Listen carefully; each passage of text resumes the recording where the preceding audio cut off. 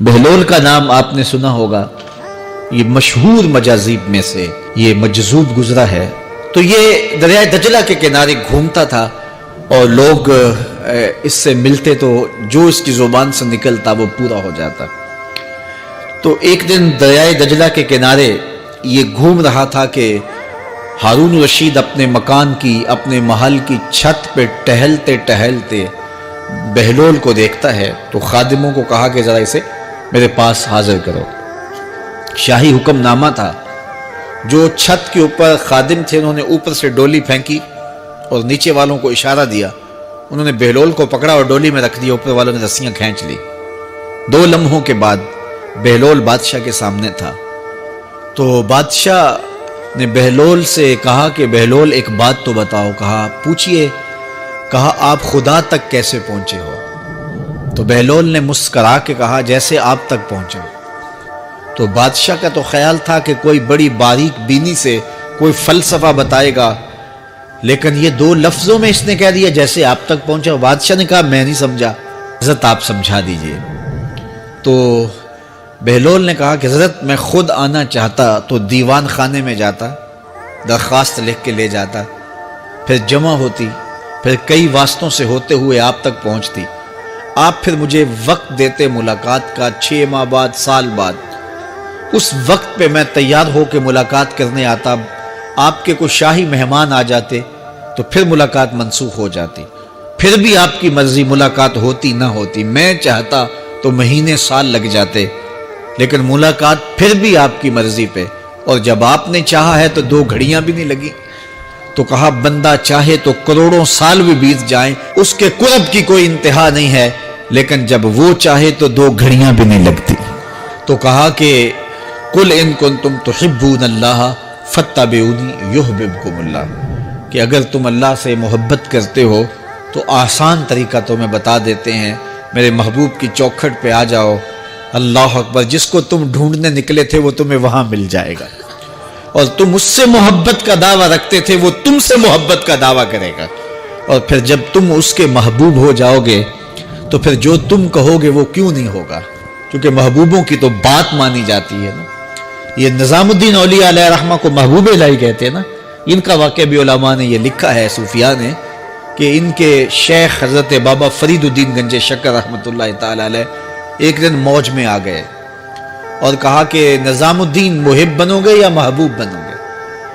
تو یہ بڑی خدمت کرتے تھے اپنی شیخ کی، تو کہا کہ محب بنو گے یا محبوب؟ تو کہا حضرت اگر اجازت ہو تو اپنی ماں کو نہ پوچھاؤں۔ اللہ اکبر، ان لوگوں کی مائیں بھی تو صاحب حال ہوا کرتی تھیں۔ تو کہا کہ اگر اجازت ہو تو اپنی ماں کو نہ پوچھاؤں کہ محب بننا ہے یا محبوب بننا ہے؟ کہا جاؤ تمہیں اجازت ہے۔ تو گھر کی طرف روانہ ہوئے، 1 دن کا سفر کیا۔ راستے میں ایک فقیر تھا مجذوب، جو راستے میں بیٹھا تھا، حالت اس کی عجیب سی تھی۔ تو یہ سلام کر کے گزرنے لگے تو وہ مسکرا کے بولا محب بنو گے یا محبوب؟ تو حیرت زدہ ہو گئے کہ اسے کیسے پتا چل گیا، یہ تو میرے شیخ کا اور میرا راز ہے۔ تو رک گئے، کہا کہ حضرت اگر آپ بتا دیں تو بہت اچھا ہو۔ کہا نہیں ماں سے پوچھو، جو وہ بتائے گی وہی بن جانا، اور اگر ماں نے نہ بتایا تو کل آ جانا، اسی وقت یہاں ملاقات ہوگی، پھر میں بتا دوں گا۔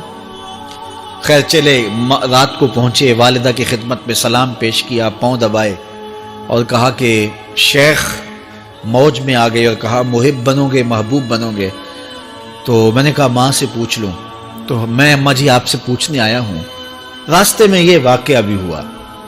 تو ماں نے کہا کہ بیٹے تم صبح ناشتہ کر کے پلٹ جانا، اور وہ جو راستے میں تیرے دل کی بات بوجھ گیا، وہ کوئی صاحب حال تھا، وہ تمہیں صحیح بتا سکے گا کہ محب بننا کہ محبوب بننا۔ خیر یہ صبح ناشتہ کر کے ماں کے پاؤں پکڑے، اجازت طلب کی اور واپس نکلے، اور وہاں جا کے دیکھا تو کوئی فقیر نہیں ہے۔ بڑے حیرت زدہ ہوئے، دائیں بائیں سے پوچھا کہ یہاں کل ایک بابا بیٹھا تھا۔ کہا وہ تو کل کے فوت ہو گیا۔ تو کہا اس کی قبر کہاں ہے؟ کہا قبر کس نے بنانی تھی اس کی؟ وہ گندگی کے ڈھیر پہ لوگوں نے پھینک دیا۔ دل میں بڑے حیرت زدہ ہوئے، اتنا باکمال تھا، لیکن اپنی حالت یہ، خیر وہاں چلے گئے اور جا کے کھڑے ہو کے پوچھنے لگے بندہ خدا دل کی باتیں بوجھتا تھا، اور میرے ساتھ وعدہ کیا تھا کہ اگر ماں نے نہ بتایا تو کل آنا، اور اپنا پتہ ہی نہیں تھا کہ کیا ہونے والا ہے۔ یہ بات کہی تو بابا اٹھ کے بیٹھ گیا۔ عرش فرش تے بانگا ملیاں تے مکے پہ گیا شور، بلے شاہ سا مرنا ناہی تے گور پیا کوئی ہور۔ ہاں اٹھ کے بیٹھ گیا اور کہا کہ نظام الدین، محبوب بننا، محب نہ بننا۔ محبوں کا یہ حال ہوتا ہے، نہ کفن ملتا ہے نہ دفن ملتا ہے۔ محبوب بنو گے تمہاری قبر پہ بھی میلے لگیں گے۔